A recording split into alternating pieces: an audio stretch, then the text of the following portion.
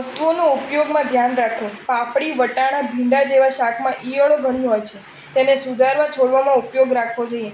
કેટરરના માણસો જીવદયાના પરિણામ રહિત હોવાથી એ જીવોને મારી નાખે છે. એટલે જમણવારમાં શ્રાવકોએ જ તેને જૈનાપૂર્વક સુધારવા જોઈએ.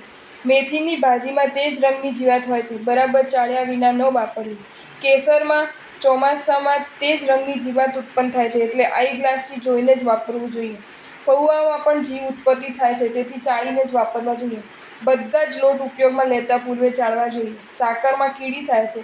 જોયા વિના દૂધ, ચા વગેરેમાં નાખીએ તો મરી જાય છે. તેથી પહેલાં ખુલ્લા વાસણમાં કાઢી જોઈને વાપરવી. ગોળની અંદર મકોડા હોય છે. આખો મોટો ટુકડો જ દાળ વગેરેમાં નાખતા ભાંગીને જોઈને નાખવો જોઈએ. અનાજમાં ધણેડા થાય છે. તેથી દળતા પૂર્વે ચાળવા વીણવા જોઈએ. બજારમાં મળતા લોટમાં આવી જૈના ન હોવાથી તે જીવો ભેગા દળાય છે.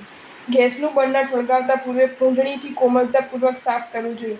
ઘણીવાર તેની પર કીડીઓ થાય છે. સાંજે તેને કપડાથી બાંધી કે વાટકાથી ફીટ કાઢી ઢાંકી દેવો જોઈએ. તો ગળામાં જીવ પ્રવેશ ન કરે. જો તમને આ વિડીયો ગમ્યો હોય તો આ વિડીયોને લાઇક કરો અને શેર કરો. અને આવા જ નવા વિડીયો જોવા માટે જૈન ફેક્ટ્સ એન્ડ સ્ટોરીઝની ચેનલને સબસ્ક્રાઇબ કરો. ધન્યવાદ.